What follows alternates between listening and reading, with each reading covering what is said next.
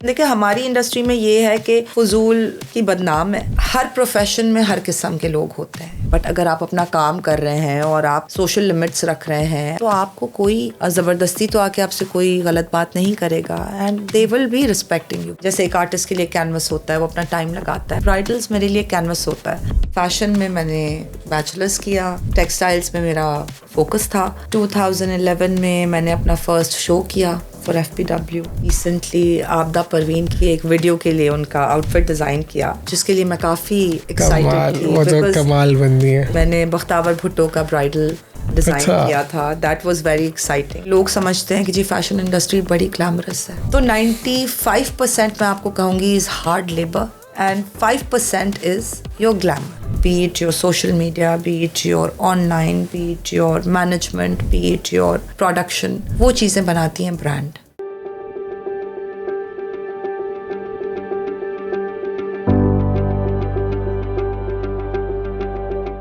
अस्सलाम वालेकुम and hello everyone, welcome back to the show. आज का जो शो है वो बहुत ही स्पेशल है क्योंकि आज के जो गेस्ट हैं वो बहुत स्पेशल है। पाकिस्तान से वो ट्रैवल करके इधर US के अंदर आए। पाकिस्तान का एक फ़ैशन इंडस्ट्री का बहुत बड़ा नाम, जिन्होंने 18 साल इस इंडस्ट्री को दिए। उनकी जो बैकग्राउंड है स्टडीज़ के अंदर वो BC फील्ड से रिलेटेड थी। फिर उन्होंने जो फ़ैशन और जो टेक्सटाइल है उन्होंने 7 साल पढ़ाया भी। पाकिस्तान इंडस्ट्री का बहुत बड़ा नाम है और उनकी अच्छी बात यह है कि बीइंग अ वुमेन उन्होंने इतना बड़ा नाम बनाना इस कंपेटिटिव इंडस्ट्री के अंदर, दैट वाज अमेजिंग और इट्स कमेंडेबल। उनको क्वीन ऑफ कलर भी कहा जाता है। तो आज हम उनसे जानेंगे उनकी स्ट्रगल के बारे में, उन्होंने स्टार्ट कैसे किया और अगर उन जैसा कोई और बनना चाहता है तो वो कहाँ से स्टार्ट ले। Varda Salim, thank you so much for coming. कैसी हैं आप? मैं बिल्कुल ठीक, प्लेजर इज़ ऑल माइन। सुनाए सबसे पहले, हाउ वाज द इवेंट? आप उस एग्जीबिशन पे आए अपना के ऊपर, how was the response, how was everything? It's been good so far. This is my 3rd year with अपना and बड़ा अच्छा रिस्पांस रहा, बड़ा ओवरवेलमिंग था। मज़ा आता है, लोगों के साथ इंटरेक्शन होता है, आपका क्लाइंटल आपको डायरेक्टली देखता है और एक्साइटेड होता है एंड आपको एक 1-on-1 फीडबैक मिल रहा होता है क्लाइंट्स का, तो अच्छा रहता है। That's good. मैं बड़ा खुश हुआ अपना को देख के क्योंकि वो बड़े अच्छे लेवल पे एग्जीबिशंस कराते हैं। बहुत से लोग पाकिस्तान से आते हैं, बल्कि बहुत से जो स्टार्टअप्स हैं जो जानना चाहते हैं, आप अपना को देख सकते हो। बहुत अच्छा काम है, लोग आके वहाँ एग्जिबिट करते हैं और बहुत से बायर एंड सेलर्स दोनों वहाँ मौजूद हैं। और जो मुझे अच्छी बात लगी कि उसमें मोस्टली सेलर्स भी पाकिस्तानी थे, बायर्स भी पाकिस्तानी थे, which was very surprising for me क्योंकि मैंने जो एग्जीबिशंस अटेंड किए हैं उसमें क्लाइंटेज ज़्यादा गोरा क्लाइंटेज है। तो फिर यहाँ पाकिस्तान से यहाँ आना, ट्रैवल करके और फिर आके काम करना, और वो मैंने बहुत से लोगों से बात की और रिज़ल्ट्स भी अच्छे थे, राइट। और बहुत से सालों से लोग आते हैं, जैसे आप आ रहे हो 3 साल से। सबसे पहले वर्दा मुझे आप ये बताइएगा कि अगर आप अपना इंट्रोडक्शन कराओ तो कैसे कराओगे, आप कहाँ से हो और ये वर्दा सलीम नाम कहाँ से आया और आपने स्टार्ट कैसे किया? I was born in city in Sindh, Hyderabad. सही। I was born in a Sindhi family and मैंने कराची मूव किया अपनी स्टडीज़ के लिए। फैशन में मैंने बैचलर्स किया from Indus valley school of art and architecture. Textiles में मेरा फोकस था और वहाँ पे जैसे ही मैंने ग्रेजुएट किया तो मैंने अपना काम शुरू किया।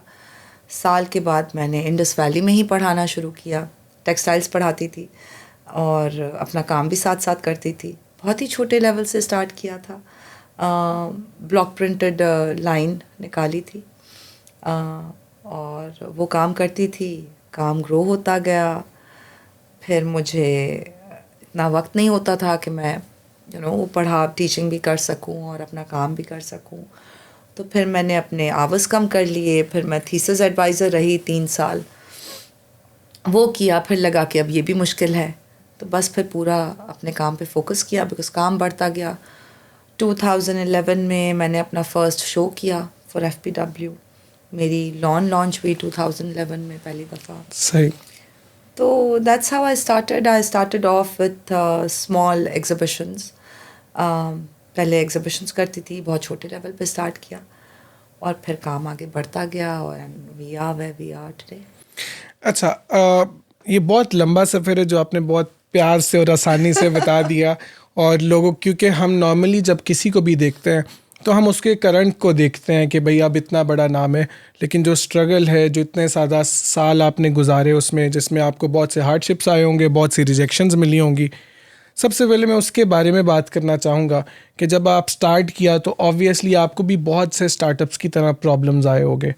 आपने वो केटर किस तरह से किया और किस तरह के आपको प्रॉब्लम्स का सामना करना पड़ा इन द बिगिनिंग? देखें, एक्सपीरियंस बहुत ज़रूरी होता है, और एक्सपीरियंस तभी आता है जब आप when you actually jump in the pond. बहुत सारे चैलेंजेस थे, बहुत सारे चैलेंजेस आए, वर्कर्स के साथ, क्लाइंट्स के साथ, इन अ वे दैट आप काम करना, और काम करना आसान नहीं है क्योंकि काम करवाना आसान नहीं है। लोगों में प्रोफेशनलिज्म की कमी है। आप हर तरह के लोगों के साथ डील कर रहे होते हो। आपका एक क्लाइंट है, वो एक डिफरेंट बैकग्राउंड से आ रहा है, और जिस कारीगर के साथ आप काम कर रहे हो वो एक डिफरेंट बैकग्राउंड से आ रहा है। तो लाइफ हमारी बड़ी लगती है कि जी बड़ी ग्लैमरस लाइफ है, और बहुत इट्स ऑल शिबैंग, एंड बड़ा आसान काम है, और इस काम में है क्या। बट ग्लैमर, आई थिंक अगर आप 100% से मुझसे पूछें तो शायद 5% ग्लैमर है, और 95% is all hard work. Hardships ये हुई कि स्मॉल स्केल से स्टार्ट किया। एज सच कोई हार्डशिप्स नहीं थी। हाँ, वही जो एवरी डे जो आप काम करते हो, किसी भी प्रोफेशन में आप काम करते हो तो आप एवरी डे चैलेंजेस होते हैं जिनको आप डील कर रहे होते हो, वो आते थे, और आप एक्सपीरियंस से सीखते हैं। मतलब शुरू में ये भी होता था कि जी किसी ने आपसे एडवांसेस लिए हैं और वो बंदा आपको फिर कभी नज़र नहीं आया, तो लर्न अ लॉट। बट यही है कि इफ़ यू आर कंसिस्टेंट, अगर आपका विजन है, you know where you want to see yourself 5 years later, तो आप पहुंच जाते हैं। अगर आपका काम ओरिजिनल है तो आपको रिकग्निशन भी मिलती है, और अप्रिशिएट करने वाले भी मिल जाते हैं। अप्रिसिएशन आपको इनिशियली आपके सराउंडिंग से नहीं आती, because I think in every field this happens, that there are people who cannot see you progress. There are people who are not supporting you. There are people in the community who feels that you are outgrowing them, and वो शायद उनसे बर्दाश्त नहीं होता. They try to pull you down, but you should never be focusing on that. Your vision has to be higher, and your vision has to be above all of that. Support आपको बाहर से आती है, काम आपका appreciate करने वाले कोई और ही होता है। ट्रू। और अगर आपका काम ओरिजिनल है, अगर आप में क्रिएटिविटी है, अगर आप कंसिस्टेंट हो, तो you will be at places. And जब मैंने स्टार्ट किया था तो चीज़ें बड़ी डिफरेंट थी। सोशल मीडिया इतना ज़्यादा नहीं था, पावरफुल नहीं था। हम कर रहे थे शौकिया, हमने शुरू किया था कि पैशन था, पैशन में काम करना है, डिज़ाइनिंग करनी है, काम बनाना है। But now if you really want to be into this business, you know that it's a business and it has to be done in a proper way. आपको सोशल मीडिया टीम भी रखनी होती है, आपको अपनी ऑनलाइन टीम सेपरेट रखनी होती है, आपके डिफरेंट लेवल्स पे मैनेजर्स हैं, आपको कंपनी अपनी रजिस्टर प्रॉपर्ली करनी होती है, आपने अपने टैक्सेस प्रॉपर्ली सॉर्ट आउट करने होते हैं। तो एक बिजनेस है, it's not a home based thing. अगर आपने if you want to jump in this pool, then you have to keep all your resources intact. आपने एक बिज़नेस प्लान बनाना है, आपने हर चीज़ सॉर्ट आउट करनी है, एंड देन फिर आप आए यहाँ पे। बिकॉज अब तो गेम चेंज हो गई है, आपका सोशल मीडिया बड़ा स्ट्रॉन्ग हो गया है। आप प्लेजरिज्म आपका उसी वक्त आप बड़ी चीज़ है। आप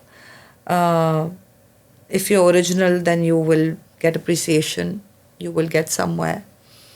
You have to play smartly also. तो सफ़र मुश्किल कहूँगी या नहीं भी कहूँगी, बट हाँ चैलेंजेस आते हैं विथ टाइम। आप विथ एक्सपीरियंस आपको पता होता है कि आपने डील किस तरह करना है, किस लेवल के बंदे को किस तरह से डील करना है, आप कौन आपको यहाँ पे किस तरह से चलना है, वो चीज़ें ज़रूरी हैं, वो टाइम के साथ आती हैं। तो वो हर प्रोफेशन में होते हैं, That's true. Challenges her profession में होते हैं। It's a learning process. Consistency is very important. Originality हमारे काम में बहुत ज़रूरी है, because otherwise how will you stand out? अगर आप में विजन नहीं है, अगर आपका काम ओरिजिनल नहीं है, तो you will be like any other. Designers तो देखें आप बहुत ज़्यादा हैं, होम बेस्ड डिज़ाइनर्स भी बहुत ज़्यादा हैं, but there are only few who could actually make it big and make a name out there. True. तो वो होता है, कंपटीशन है, कंपेटिटिव मार्केट है, you have to be on your toes every time. आपको री स्ट्रेटजाइज भी करना होता है एवरी 6 months, मार्केट के हालात कभी क्या हैं कभी क्या हैं, तो आपको उसके हिसाब से अपनी स्ट्रेटजीज चेंज करनी होती हैं। आप अब सिर्फ पाकिस्तान की मार्केट में रिस्ट्रिक्टेड नहीं है, आप द वर्ल्ड इज़ देयर, आप हर जगह एक्सप्लोर करो, आपकी मार्केट हर जगह पे है, तो कंपटीशन। अच्छा वर्दा, मुझे एक चीज़ बताइएगा कि आजकल के दौर के अंदर, जबकि स्टार्टअप्स मैंने देखा है बहुत ज़्यादा, आजकल के होम बेस्ड स्टार्टअप्स बहुत ज़्यादा हैं, जितनी ज़्यादा मार्केट competitive है और जिस तरह से स्टार्टअप्स आ रहे हैं, डू यू थिंक कि अभी भी लोगों के पास स्पेस मौजूद है इस इंडस्ट्री के अंदर? प्लस एक और चीज़ बताइएगा, अगर स्पेस मौजूद है, वो अपना नाम बना कैसे सकते हैं? वही वाली बात मैंने कही कि अगर इतना कंपटीशन है, अगर आपके काम में कुछ एक्सपेरिमेंटेशन नहीं है, कुछ नया नहीं है, तो वो रिकग्निशन नहीं आएगी। देखिए, अगर आप सेलिंग की बात करते हैं तो बिक तो सब कुछ आता है। ट्रू। होम बेस्ड डिज़ाइनर का भी बिक जाएगा, और होम बेस्ड डिज़ाइनर्स भी काफ़ी अच्छे आते हैं। ऐसा नहीं है कि मैं कहूँगी कि मैं डिस्करेज करूँगी कि home based designers, but I would suggest, I would recommend them to do it professionally. If you have it in you, do it professionally. But ये है कि मार्केट सबके लिए है, बस it's just that you have to identify your market. You have to first know what your strengths are. जैसे आपने कहा कि जी कलर हमारी स्ट्रेंथ है, तो I knew colour is my strength, I knew embroidery is my strength, I knew cuts is my strength. So आप अगर अपने स्ट्रेंथ को रिकग्नाइज कर लें और फिर आप उसी पे अपनी चीज़ बेस करें, तो आपको रिकग्निशन मिल ही जाएगी, मिल ही जाती है। ब्यूटीफुल। वर्दा, मुझे एक और चीज़ बताइएगा, इन जनरल जब आपने स्टार्ट किया, और एक प्रॉब्लम है कॉमन जो हर बंदा, उस हर दुनिया के हर बिज़नेस में आप इस प्रॉब्लम से गुज़रते हो कि आपको प्राइसिंग किस तरह से करनी है। नॉर्मली बहुत से हैं कुछ, जब आप एक स्टार्टअप आता है उसको ये समझ ही नहीं आती उसकी टारगेट ऑडियंस कौन सी है, फिर प्राइसिंग कैसे होगी, तो वो इस प्रॉब्लम को सही तरीके से कैटर कर नहीं पाते। अगर मैं आपसे पूछूं प्राइसिंग को लेके आम बंदे के लिए, वो क्या इसका फार्मूला क्या है, वो किस मार्केट को टारगेट करें, किस प्राइस को टारगेट करें, ये वो क्वेश्चन है जो हर बंदे के जहन में होगा। इसके बारे में आप क्या कहोगे? देखिए, आपका प्रोडक्ट डिफाइन करता है आपकी टारगेट मार्केट। अब जैसे हम within Varda Salim, we have a lot of lines which are consistent. We do bridals, which we are known for. We do luxury pret that does really well. We do pret, which is also good. But हमारा ये है, हम unstitch lawn करते हैं। अब जब हम unstitch lawn कर रहे हैं तो हमें उसका मार्केट सर्वे करना होता है कि जी अनस्टिच की प्राइसिंग क्या चल रही है बाज़ार में, हमारे लेवल के ब्रांड्स जो हैं वो किस प्राइस पे अपना जोड़ा बेचते हैं। अब उसमें आपको अपने आप को जो है प्लेस करना होता है कि जी लॉन में आपका 4,000 का भी जोड़ा बिक रहा है और 20,000 का भी जोड़ा बिक रहा है, 16,000 का भी जोड़ा बिक रहा है, 10,000 का भी जोड़ा बिक रहा है। Now you want to see where you want to place yourself, and that's how आप अपना प्रोडक्ट उस हिसाब से बनाते हो। आप फैब्रिक उस तरह का इस्तेमाल करते हो, आप अपनी टारगेट ऑडियंस को केटर करते हो और आप उनको प्रोडक्ट बेचते हो। तो प्राइसिंग, मैं आपको ये बताना चाहूँगी कि आजकल बिज़नेस में pricing is very very important. With so much competition around, आपने प्राइसिंग को बड़ी एक इम्पॉर्टेंस देनी होती है। तो ये है कि आप अपना देखें। अब जैसे मैंने आपको कहा कि जी अगर मैं लॉन बना रही हूँ तो मेरी प्राइसिंग 10,000 8,000 से स्टार्ट होगी, going up to 19,000 something. That's where I place myself. फिर अगर मैं आप ब्राइडल्स की बात करते हैं तो हमें पता है कि जी हमारी टारगेट ऑडियंस क्या है। देखें, ब्राइडल आपको 50,000 का भी, there are people who are doing it. Bridal आपको 5 लाख का भी मिलता है, ब्राइडल आपको 10 लाख का भी मिलता है, ब्राइडल आपको 20 लाख का भी मिलता है। अब ये हमें डिसाइड करना है कि हमें काम, हमारी टारगेट ऑडियंस क्या है। या मुझे पता है कि मेरा काम नफीस है, उसमें नफासत है, उसमें डिटेलिंग है। As a designer this is who I am, तो मेरा काम इस प्राइसिंग पे आ रहा है, तो मुझे उसी हिसाब से अपनी टारगेट ऑडियंस को केटर करना पड़ेगा. सही. अगर मुझे आज आके कोई कहता है कि जी आप इस प्राइस रेंज पे ब्राइडल्स बनना है, me as a designer I would say कि ये I will lose myself, I will lose my essence if I go into this price bracket with a bridal. तो then I will say no, this is not the audience I am catering to. तो ये जो चीज़ें हैं ये बड़ी important हैं. जो मैं आपको कह रही हूँ कि एक अवेयरनेस बहुत ज़रूरी है. ये नहीं है कि आप एक दिन उठे और आपने कहा जी मैंने कपड़े बनाने, मैंने कपड़े बेचने हैं. ऐसा नहीं है. You have to have a proper team because back in the days, again, the game was different. Now the game is completely different. If you have to do it, you have to take it as a business. You have to do it properly. You have to be competitive. आपने देखना है कि जी आप कौन से brands के साथ आके खड़े होना चाह रहे हैं. आपका कंपटीशन कौन से ब्रांड्स हैं. आपको उसकी रिसर्च करनी है. You have to hire a social media team because that's a game changer. You have to have a website. You have to have a website team which is professional. जो आपकी queries आती हैं, आपकी selling होती है, वो channelise होना बहुत ज़रूरी है. आपकी मैनेजमेंट इज़ वेरी इंपॉर्टेंट. आप की client service is very important. आपकी production line is very important. So everything has to, if you want to grow into this business, you have to first set and stabilise your back end. Back end आपकी sorted होगी तो आप forward move कर सकते हो. तो ये चीज़ें बड़ी ज़रूरी हैं. अगर आपको इसको एज अ बिज़नेस स्टैब्लिश करना है, अगर आपको इसको एज एक नाम बनाना है कहीं, your quality is very important. Again your target audience is very important. तो ये सारी चीज़ें हैं जो बहुत ज़रूरी हैं. हमने वक्त के साथ सीखी, ट्रायल एंड एरर के साथ सीखी. बट अब ज़माना चेंज हो गया है. आप you need a lot of finances if you want to be somewhere, because अगर आपने एक ब्रांड बिल्ड करना है, आप compete कर रहे हो एक certain level के brands के साथ, then you have to have your everything sorted before you launch yourself. आपने अपनी branding देखनी है, आपने अपनी target audience देखनी है. You have to bring something new to the table with so much competition around you. तो ये सारी चीज़ें बहुत important. अच्छा, इसमें एक और चीज़ बताइएगा which is very important. Normally बहुत से लोग बिजनेस करते हैं लेकिन ब्रांड्स बहुत कम बनते हैं. Exactly. आप व्हाट मेड वर्दा सलीम, एक जो ब्रांड है, ये इतना बड़ा ब्रांड बनाना, उसकी जो एसेंस, वो उसकी जो, अगर हम फाउंडेशंस पे जाएं तो आपकी मार्केट के अंदर जगह कैसे बनी, आप इतना बड़ा ब्रांड बने कैसे? I would say I've been very rooted to my roots. I have been very close to my roots. I knew where I'm coming from. And मुझे पता था मैं कहाँ से आ रही हूँ, मेरी पहचान क्या है. And I took that forward. That made me who I am today. Sindh, हमारा culture in Pakistan is very colorful. It's very rich. Vis-a-vis embroideries, vis-a-vis craftsmanship, vis-a-vis color. तो मैं जब एज अ डिज़ाइनर आ रही थी तो I have been very close to my roots. I know where I am coming from. अगर मुझे identity बनानी है पाकिस्तान में या इंटरनेशनली, अगर मैं ओरिजिनल हूँ, मैं अपनी रूट्स के साथ क्लोज हूँ, मुझे पता है कि मेरा फोटे क्या है, तो मैं एक ब्रांड बना सकूँगी, मेरी एक पहचान बनेगी. अगर मैं उठ के, मतलब मेरा तो यही था कि सक्सेस का, कि hailing from Sindh, coming from bright colours, and मैंने अपनी स्ट्रेंथ्स देखी कि मेरी स्ट्रेंथ क्या है. Because when you study also, when you have spent time with designing, when you have learned designing, by the end of your journey, you exactly know what your strengths are and what your weaknesses are.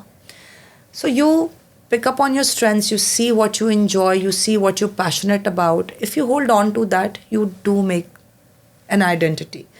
पर identity तो बन गई, but brand कैसे बनेगा? तो brand के लिए जो मैंने आपको चीज़ें बताई हैं, that you have to sort out your everything, be it your social media, be it your online, be it your management, be it your production. वो चीज़ें बनाती हैं ब्रांड. आप की awareness for your target market, ये सारी चीज़ें एक ब्रांड बनाती हैं. अच्छा, मैंने वैसे ऑनेस्टली मैं आपसे बहुत ज़्यादा सीख रहा हूँ इस चीज़ को लेके, क्योंकि मुझे जो आपसे ये बात समझ आई कि अब एक ब्रांड है, उसकी ओरिजिनलिटी, अब वही ओरिजिनलिटी बड़ी मैटर करती है। जब नॉर्मली हम लोग स्टार्ट करते हैं, हम चीज़ें रेप्लिकेट करने की कोशिश करते हैं। जब आप Because it's the easy way out. या वो कंफर्ट जोन है ना हमारा, तो हम रेप्लिकेट करने की कोशिश करते हैं, तो वो हम वही चीज़ बनेंगे जो पहले कोई बना हुआ है उसके आसपास। तो ऑब्वियसली हमारे पास एक अपनी जगह बनाना मार्केट में इज़ कंपैरेटिवली डिफरेंट, राइट? जब आप अपने अंदर का, क्योंकि मुझे जो आपकी बातें सुन के मज़ा आ रहा है ना कि it's the way you think, आप किस तरह से ब्रांड को ऑपरेट करते हो, क्या आइडिया, जैसे आप कल्चरल, आप अपना जो आप अपनी हेरिटेज की बात कर रहे हो, आपके ब्रांड के अंदर हमें वो नज़र आएगी। इसी तरह it's the way you think about your brand, कि आप किस तरह से चाहते हो, राइट?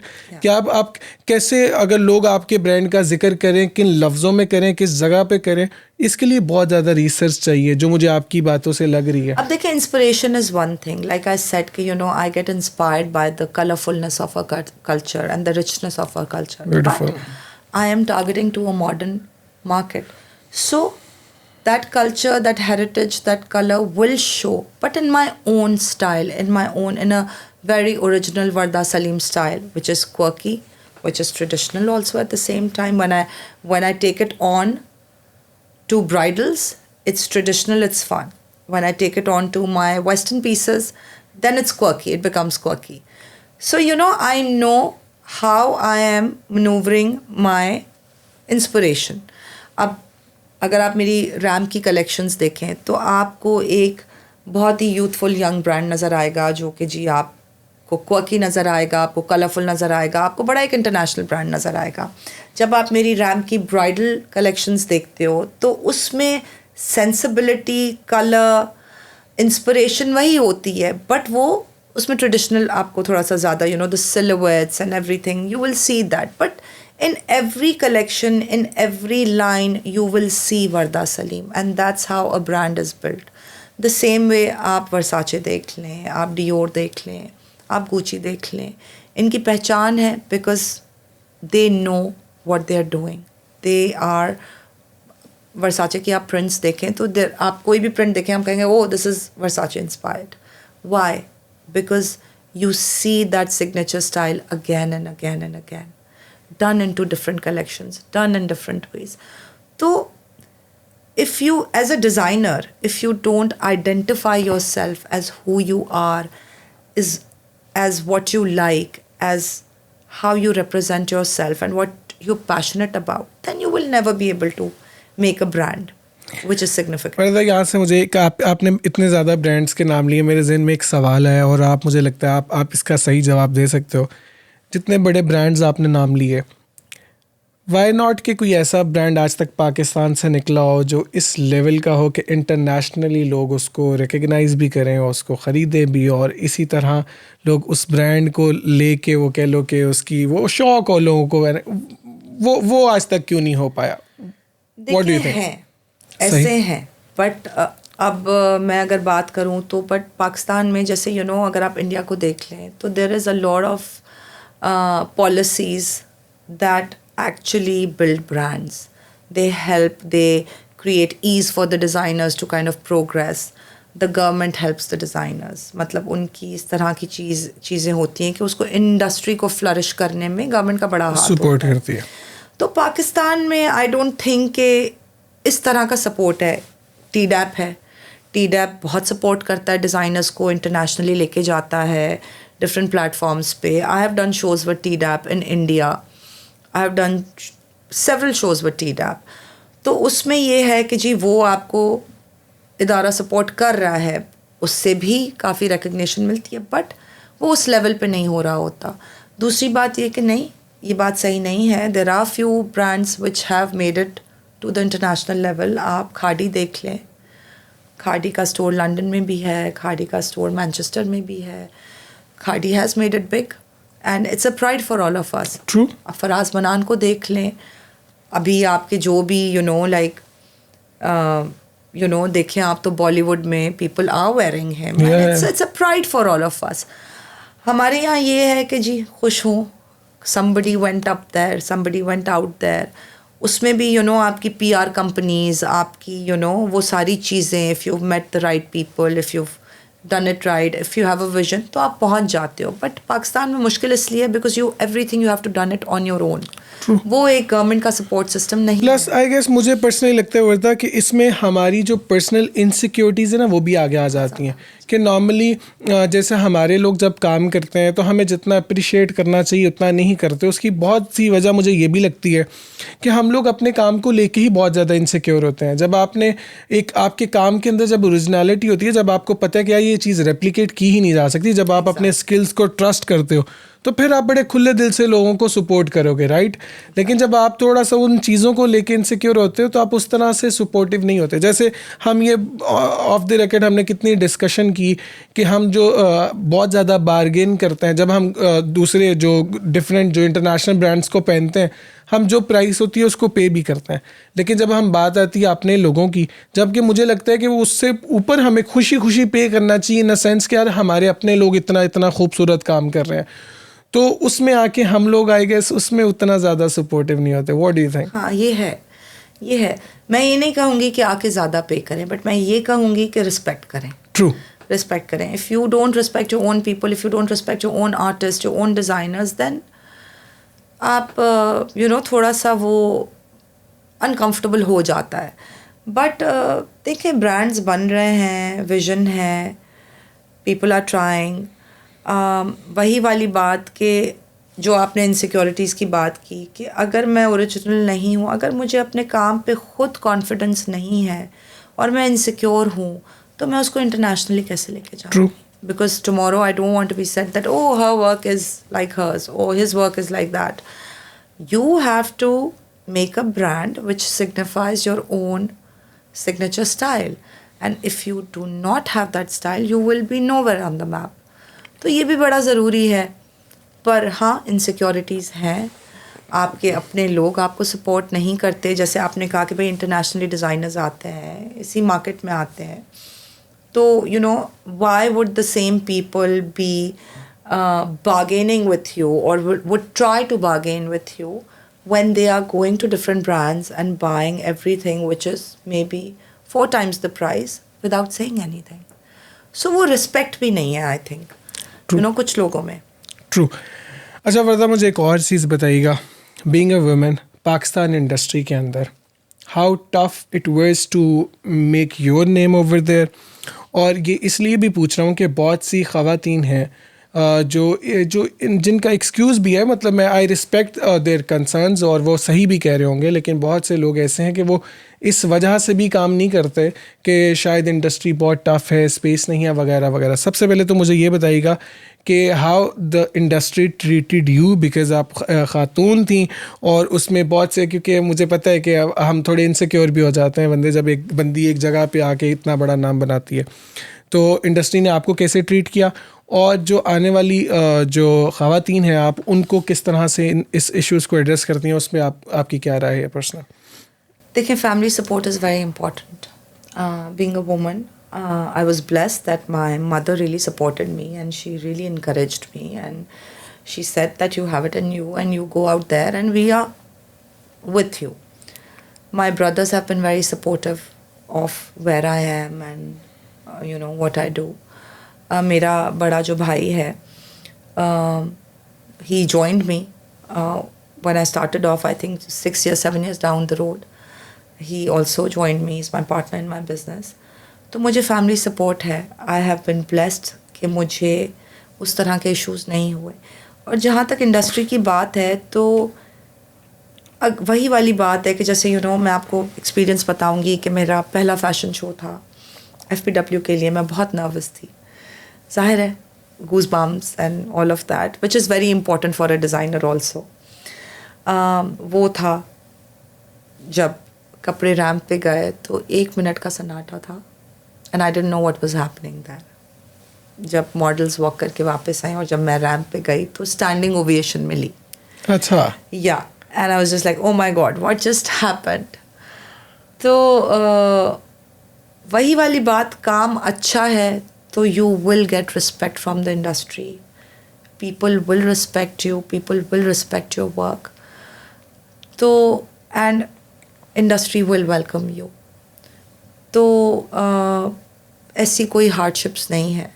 हाँ, हमारी अपनी आई थिंक बहुत ज़्यादा कंसर्न्स होते हैं कि जी लड़की है, फैशन इंडस्ट्री में जा रही है तो कैसा होगा, क्या होगा. बट मेरा ये ख़्याल है कि नहीं, आई मीन जैसे अगर मैं आपसे बात करूं कि लोग समझते हैं कि जी फैशन इंडस्ट्री बड़ी ग्लैमरस है, ऑल इज़ ग्लैमर, बड़ी फ़न लाइफ है, बड़ा मज़ा इन लोगों का क्या है, तो वो कपड़े बनाते हैं और इतने प्रॉफिट में बेचते हैं और ये ऐसा कुछ नहीं है.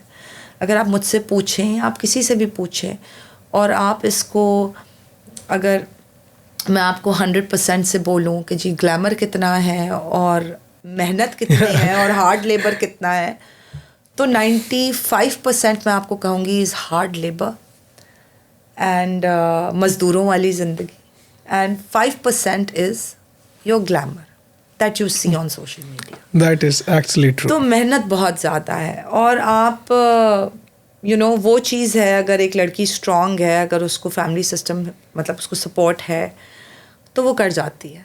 और अगर काम में आपकी ओरिजिनलिटी है, काम आपका अच्छा है, आप सिक्योर हो, तो फिर आपको इंडस्ट्री भी वेलकम करती है. बिल्कुल. इसमें ना वो एक कोट है, मैं उसको अक्सर कोट करता हूँ. वो कहते हैं success has a cost, the price must be paid, the path must be followed. हम वो सक्सेस वाला पार्ट तो देख लेते हैं, लेकिन वो जो कॉस्ट वाला पार्ट है ना, उसको कोई भी नहीं देखता. और 95% hard work, it's the cost. And देखिए हमारी इंडस्ट्री में ये है कि मुझे ये लगता है कि फजूल की बदनाम है, क्योंकि हर प्रोफेशन में हर किस्म के लोग होते हैं, ठीक है, और हर प्रोफेशन में लड़की जाती है. Girls are being bankers also, which is a male dominating line of work. Girls are into government as well, girls are pilots also now. तो देखें चैलेंजेस तो हर उसमें फील्ड में आते हैं. How you carry your self, it completely depends on you. How you respond to those challenges is, that's something that completely depends on you. आप fashion industry में हैं, बट अगर आप अपना काम कर रहे हैं और आप अपनी सोशल लिमिट्स रख रहे हैं, आप प्रोफेशनली रख रहे हैं, तो आपको कोई ज़बरदस्ती तो आके आपसे कोई गलत बात नहीं करेगा, and they will be respecting you professionally. तो फैशन इंडस्ट्री कोई अनोखी नहीं है, it's the same as any other industry. And I think the parents and the husbands and I think the families should support the girls to come into this industry, because ये तो मुझे लगता है कि बड़ी safe place है. अगर आप अपना काम शुरू कर रहे हो, you don't have bosses to answer to. और अगर आप किसी ब्रांड के लिए भी काम कर रहे हो तो बड़ा अच्छा माहौल होता है, बिकॉज लड़कियाँ मोस्टली डिज़ाइनर्स होती हैं आपकी, वो एक बड़ा ही प्रोटेक्टिव सा माहौल होता है. तो इंडस्ट्री में कोई वो बात नहीं है, हर फील्ड में हर तरह के लोग होते हैं, but family support is very important. अच्छी बात है, मुझे अच्छा ये लग रहा है कि आप मोटिवेट कर रहे हो, आप डरा नहीं रहे लोगों को कि इसमें नहीं, तो बात ही नहीं आप है. मोटिवेट. हम भी आज यहाँ पे हैं, we would want more people to come in and true. Be where we are and maybe progress more. और बल्कि उससे होता ही है कि जब एक हेल्दी कंपटीशन आता है तो आप एज ए पर्सन, आप एज ए ब्रांड इंप्रूव करते हो. आप इंप्रूव करते हो. चल देखें, अगर मैं कंफर्टेबल स्पेस में हूँ तो मैं शायद ग्रो नहीं करूँगी. True. But if I have challenges every day, every 6 months, every 3 months, then I will push myself and become better. तो मैं तो as a brand also we that kind of a brand who likes to be challenged, and we love to progress, and we love to see, and we love to shake ourselves and bring something new to the market. तो वो एक मज़ा आता है, वरना तो फिर life क्या है. अच्छा, वैसे वर्दा कोई ज़िंदगी में ऐसा इंसिडेंट तो आया होगा काम के दौरान कि जब आपको लगा होगा यार यू मेड इट, लाइक कुछ ऐसा सीन, कुछ ऐसा मोमेंट जब आपको बहुत ज़्यादा खुशी हो गई, यार मैंने इतनी मेहनत की, आज मुझे उसका रिवॉर्ड मिला. कोई ऐसा मोमेंट आप शेयर करना चाहोगे? आई थिंक है, बट अभी एट द मोमेंट याद नहीं आ रहे. मल्टीपल थे. आई मीन या चले इन जनरल हम माइलस्टोन्स की बात करें वर्दा, जैसे आपने किस बड़े नाम, जैसे आप बचपन में आप फैसिनेट करते हो, जैसे मैं बहुत से लोगों को फैसिनेट करता था यार ये, जैसे मैंने एक पॉडकास्ट किया, वो मेरे बचपन के हीरो थे जिनका मैंने पॉडकास्ट किया था, तो मेरे लिए वो बड़ा इमोशनल था क्योंकि मैंने पूरी उम्र उनको देखा और मैं पहली बार उनसे मिला और मैंने उनका इंटरव्यू किया. तो इसी तरह बहुत से आपके भी ऐसे लोग होंगे जिनको आप फैसिनेट करते होगे, या जैसे इंडस्ट्री के अंदर कोई ऐसा नाम जैसे जो आपके लिए माइलस्टोन हो गया, यार मैंने इनका भी काम किया, इनका कोई ऐसे नाम ले सकते हो आप? मैंने अभी रिसेंटली आपदा परवीन के लिए एक वीडियो के लिए उनका आउटफिट डिज़ाइन किया. जो मतलब जिसके लिए मैं काफ़ी कमाल, एक्साइटेड थी वो तो कमाल बंदी है. She is somebody who we all look up to. She is an icon and you know Pakistan की बड़ी प्राइड हैं वो.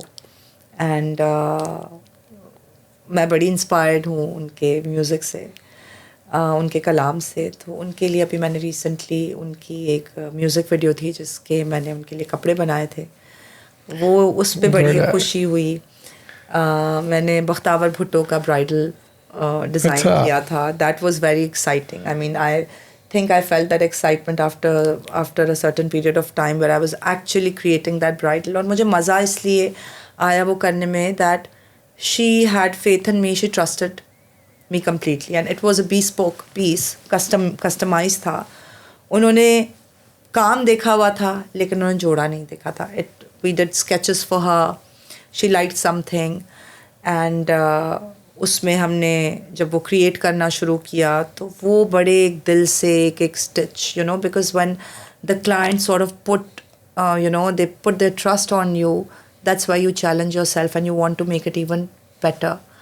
तो वो मुझे बनाने में बड़ा मज़ा आया because it was a couture piece and it was a bridal and you know मुझे बिल्कुल फ्री हैंड था. मतलब यूजुअली तो आप सैम्पल्स बना रहे होते हो, फ्री हैंड ही होता है, बट वो आप एक क्लाइंट के लिए बना रहे थे जो आपको पता था was is very influential, is the future, is the influence.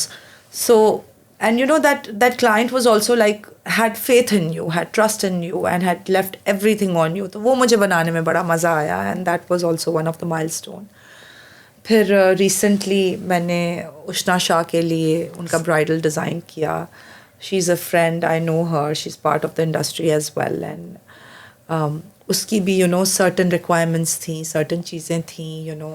The kind of red that she wanted is not a usual Varda Salim red, but she wanted a particular color of red that was challenging for me, but I said let's do it. तो उसमें बड़ा मज़ा आया करने में. तो इस तरह की चीज़ें होती रहती हैं, you know, और आप की एक्साइटमेंट जो है वो चलती रहती है. अच्छा, आई गेस माइलस्टोन्स पे तो मेरा ख्याल पूरी रात गुजरेगी. मुझे एक चीज़ बताइएगा जो मेरे लिए बड़ा शॉकिंग था, मुझे अभी पता चला, मैं चाहता हूँ लोगों को भी पता चले कि एक नॉर्मल इस तरह की ड्रेस के लिए जब आप एक ब्राइडल वेयर आप जब ड्रेस बनाते हो उसमें टाइम कितना आता है? डिपेंड्स.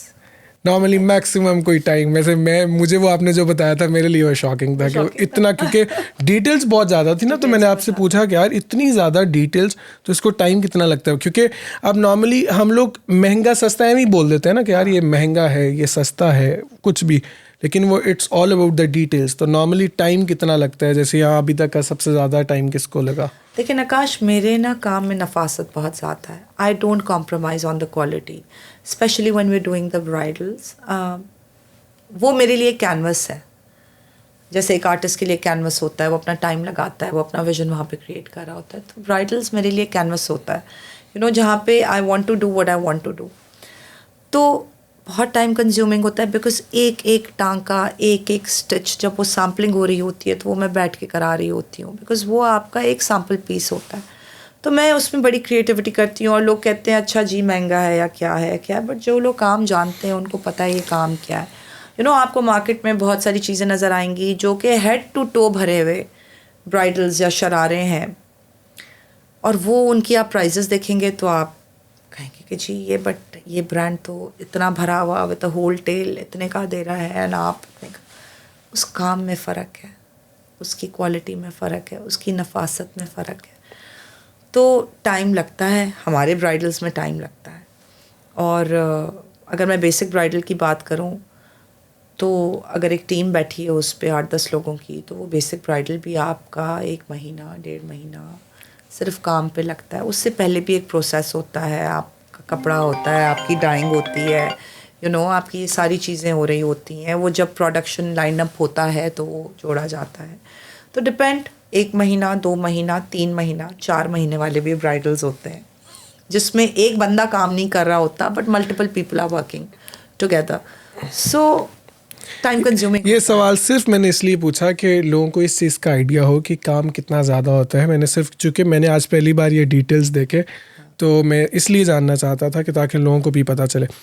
एक तो आजकल की जो ख़वातीन हैं उनके लिए आपका क्या मैसेज है कि नॉर्मली हम लोग बात करते हैं जैसे आप जैसी ख़वातीन एक एग्जांपल है पाकिस्तानी ख़वातीन के लिए, तो आप उनको क्या मैसेज दोगे कि अगर उन्होंने वैसे इन जनरल आप जैसा बनना है या नाम बनाना है मुल्क के अंदर, वो क्या करे, या इन जनरल आपका मैसेज क्या है उनके लिए?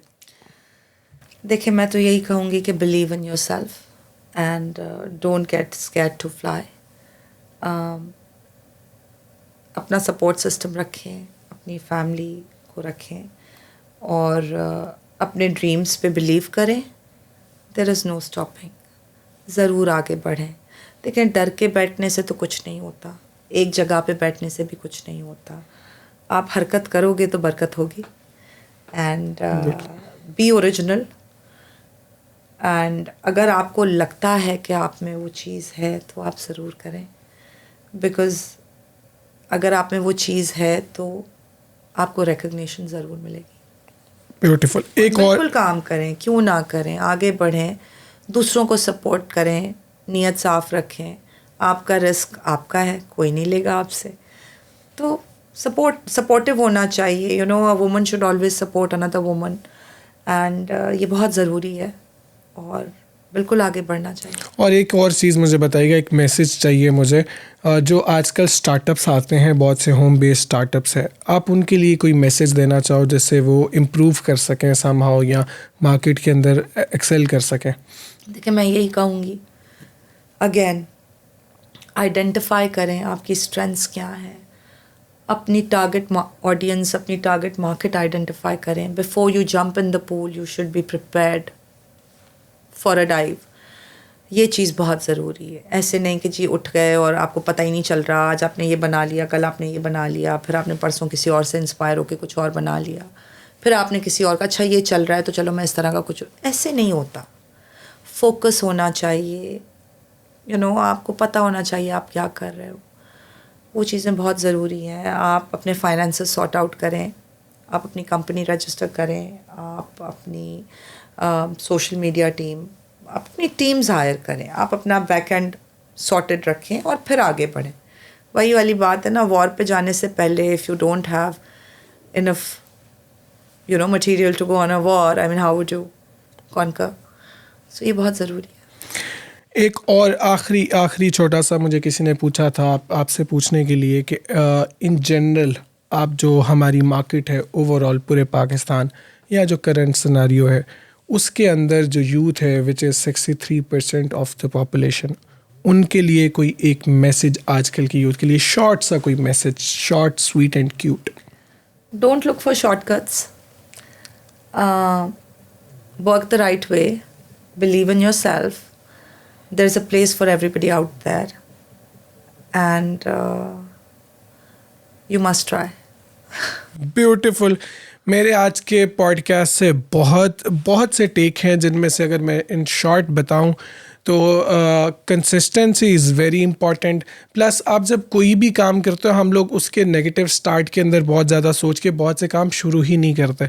जब आप शुरू करते हो तो आहिस्ता आहिस्ता आपके रास्ते बनते जाते हैं. तो ज़रूर कोशिश करें.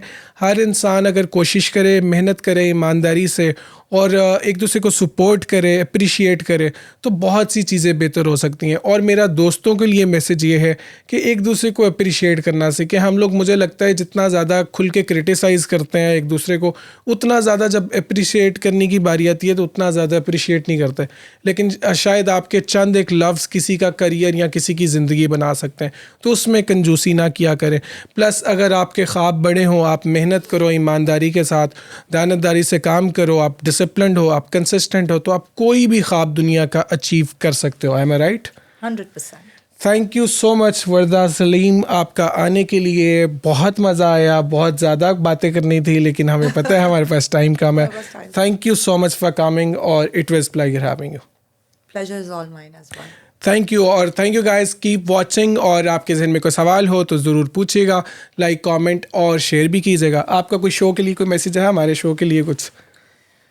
जी, आप नकाश का शो ज़रूर देखें. He is a lovely person and जिस तरह से ये मेहनत कर रहे हैं और हम लोगों को इकट्ठा कर रहे हैं इस पॉडकास्ट के लिए, so I think you should also like his page and support him. And He's doing amazing work and I really enjoyed today's session. Thank you so much. पता है मैं हमेशा एक बात कहता हूँ, बड़े लोगों की निशानी ये है, जब बड़े लोगों के साथ आप बैठते हो, जैसे मेरे जैसे बंदे बड़े लोगों के साथ बैठते हैं तो वो खुद को बड़ा महसूस करते हैं। तो बड़ा छोटा कोई नहीं है, I think it's all, we all are equal. Thank you so much. बड़ा इंसान बस बिल्कुल अपने किरदार से बड़ा। एज पे तो बात नहीं कर नहीं मैं वो बड़ा इन अ सेंस, उस सेंस में बात कर। Thank you so much Warda once again and thank you guys for watching. See you soon.